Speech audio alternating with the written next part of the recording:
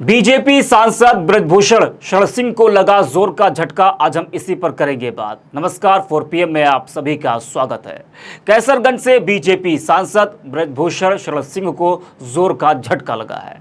अब तो ऐसा लगता है जैसे ब्रजभूषण के दिन आने वाले वक्त में और अच्छे नहीं होने वाले हैं।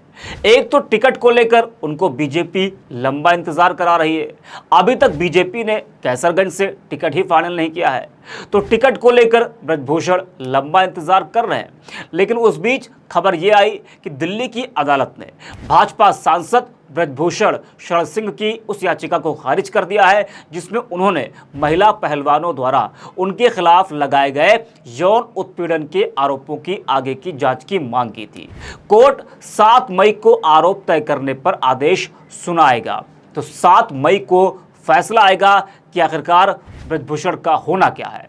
इससे ब्रजभूषण को बड़ा झटका लगा है। जी हां, सांसद ब्रजभूषण पर महिला पहलवानों ने यौन उत्पीड़न के आरोप लगाए थे, जिसको लेकर वो फंसते हुए नजर आ रहे हैं। आपने देखा होगा कि किस तरीके से दिल्ली के जंतर मंतर पर तमाम महिला पहलवानों ने ब्रजभूषण को लेकर प्रदर्शन किया था और कई दिनों तक वो प्रदर्शन चला था, जिसको लेकर बीजेपी और ब्रजभूषण फंसते हुए नजर आ रहे थे। बीजेपी इस मामले में कोर्ट के फैसले का इंतजार कर रही थी कि फैसला क्या आता है, उस हिसाब से ही वो कैसरगंज से टिकट की घोषणा करेगी। सूत्र ये कह रहे थे कि ब्रजभूषण को लेकर पार्टी बीजेपी किसी भी विवाद से बचना चाहती है, इसलिए बीजेपी फैसले का इंतजार कर रही है। जी हां, आपको बता दें कि दिल्ली की राउस एवेन्यू कोर्ट ने महिला पहलवानों द्वारा दायर यौन उत्पीड़न मामले में आगे की जांच की मांग करने वाली भाजपा सांसद ब्रजभूषण शरण सिंह की याचिका को खारिज कर दिया है। ब्रजभूषण सिंह ने दावा किया था कि घटना के दिन वह भारत में नहीं थे। अब 7 मई को राउस एवेन्यू कोर्ट मुख्य मामले में आरोप तय करने पर अपना फैसला सुनाएगा। तो फैसले का इंतजार करना होगा बीजेपी को भी और ब्रजभूषण को भी। ब्रजभूषण ने मामले के आरोप तय होने से पहले अर्जी दाखिल कर दावा किया था कि वो घटना के वक्त भारत में मौजूद ही नहीं थे। अपने पक्ष में उन्होंने अपनी कॉल डिटेल रिकॉर्ड CDR पेश की थी और अनुरोध किया था कि इस एंगल से आगे की जांच की जानी चाहिए। कोर्ट ने मामले के जांच अधिकारी से पूछा कि आरोपी की CDR विश्वसनीय दस्तावेज है या नहीं। जांच अधिकारी ने कहा कि यह अविश्वसनीय दस्तावेज नहीं है। बता दें कि दिल्ली पुलिस ने 15 जून 2023 को अदालत को एक रिपोर्ट सौंपी थी, जिसमें नाबालिग पहलवान से जुड़े मामले को रद्द करने का अनुरोध किया गया था, क्योंकि उसके पिता ने जांच के बीच में यह चौंकाने वाला दावा किया था कि उन्होंने ब्रजभूषण से बदला लेने के लिए उनके खिलाफ यौन उत्पीड़न के झूठे आरोप लगाए थे। हालांकि महिला पहलवानों से जुड़े मामले में जांच अभी भी जारी है। तो ब्रजभूषण को लेकर कोर्ट 7 मई को फैसला सुनाएगा। कैसरगंज में 20 मई को मतदान होना है, जिसके लिए आज से नामांकन भी शुरू हो चुका है, लेकिन बीजेपी ने अभी तक अपने पत्ते इस सीट से नहीं खोले हैं। आपको बता दें कि बीजेपी उत्तर प्रदेश की 80 में से 75 सीटों पर चुनाव लड़ रही है। पार्टी ने सूबे में अपने कोटे की 75 में से 73 सीटों पर उम्मीदवारों का ऐलान कर दिया है, लेकिन 2 सीटों पर अभी तक अपने पत्ते नहीं खोले हैं।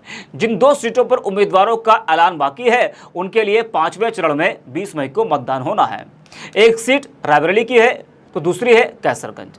कैसरगंज से बीजेपी के ही ब्रजभूषण सिंह सांसद हैं। तो 6 बार के सांसद ब्रजभूषण इस वक्त चुनावी मैदान में है, जमकर वो प्रचार कर रहे हैं, लेकिन पार्टी उनको टिकट देगी भी या नहीं, इसे लेकर अभी सस्पेंस है। लेकिन सूत्र ये कह रहे हैं, ये कहा जा रहा है तमाम जानकारों की तरफ से कि बीजेपी अगर ब्रजभूषण को टिकट नहीं देती है तो फिर बीजेपी ब्रजभूषण के ही किसी घर के सदस्य को या फिर उनके करीबी को टिकट दे सकती है। लेकिन 7 मई को जो फैसला आएगा उसको लेकर अभी पार्टी इंतजार कर रही है कि आखिरकार फैसला किसके पक्ष में आता है। लेकिन जिस तरीके से लगातार जो ब्रजभूषण सिंह है वो अपने संसदीय क्षेत्र में प्रचार कर रहे हैं, तो तमाम लोग ये कह रहे हैं कि अगर टिकट बीजेपी काटती है उनका, तो फिर ब्रजभूषण ही निर्दलीय तौर पर वहां से लड़ सकते हैं, ऐसा तमाम लोगों का कहना है। लेकिन जिस तरीके से ब्रजभूषण अपने संसदीय क्षेत्र में प्रचार कर रहे हैं, उसको लेकर सूत्र ये कहते हैं कि ये ब्रजभूषण की तैयारी है कि अगर बीजेपी उनको टिकट नहीं देती है तो फिर वो निर्दलीय तौर पर वहां से लड़ सकते हैं। क्योंकि बीच में खबरें ये आई कि जो ऑफर बीजेपी ने दिया है उनको कि उनके किसी घर के सदस्य को या फिर उनके करीबी को कैसरगंज से टिकट देगी, तो उस पर ब्रजभूषण मानने को तैयार नहीं है, तो वो निर्दलीय तौर पर वहां से चुनाव लड़ सकते हैं। लेकिन अभी इंतजार करना होगा कोर्ट के फैसले का, और बीजेपी उनको टिकट देती है या नहीं देती है, इसके लिए इंतजार करना होगा। लेकिन जिस तरीके से तमाम जो बयान उनके आ रहे हैं ब्रजभूषण के, वो भी आपको हम सुनाते हैं कि उसमें वो क्या कुछ कह रहे हैं, जरा उसको भी आप सुनिए।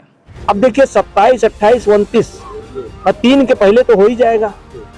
तो हमारा अनुमान है कि 27 भी हो सकता है, 28 हो सकता है, 29 हो सकता है। अब 3 के पहले तो होना ही है। तो वहाँ पर ही योजना बनाकर चल रहा है। भारतीय जनता पार्टी मुतमैन है एकदम, कैसरगंज को मानती है कि भारतीय जनता पार्टी की सीट है। 1 घंटा पहले भी टिकट देंगे तो वहाँ के मतदाता भारतीय जनता पार्टी के प्रत्याशी को जिताकर भेज देंगे। वो निश्चिंत है, उन्होंने जोड़ रखा है कैसरगंज मोदी जी के पास। कैसरगंज के लोगों को बहुत बड़ी खुशखबरी मिलने वाली है, अचानक मिलेगी। हम भारतीय जनता पार्टी से तो बड़े नहीं, हो सकता है उसके पीछे पार्टी की कोई रणनीति हो, तो वो हमारी चिंता है, आपकी चिंता नहीं है। आप परेशान मत होइए, चलिए, वो हमारी चिंता है, आपकी चिंता नहीं है। ये मेरा टिकट केवल आपके कारण नहीं हो रहा है। यार हम देखिए आप गलत सवाल कर दिए। अब आप इसको हिंदू मुस्लिम पर ले जा रहे हैं। देखिए, मैंने कभी मजहब के आधार पर राजनीति नहीं की। मैं एक ऐसा व्यक्ति हूं कि सन 1989 में 89 में समाजवादी पार्टी की सरकार थी और स्वर्गीय मुख्यमंत्री मुलायम सिंह जी ने मेरी सबसे पहले गिरफ्तारी कराई थी। मैं एक ऐसा आदमी हूं कि सीबीआई ने भी विवादित ढांचा गिराए जाने के बाद सबसे पहले अरेस्ट मेरी की थी। उस समय भी मैं मुसलमानों के यहाँ जाता था, और मुलायम सिंह जी जब तक जिंदा रहे तब तक मेरा उनका बहुत अच्छा संबंध रहा है। तो हर बात को राजनीति से जोड़ करके मत देखिए।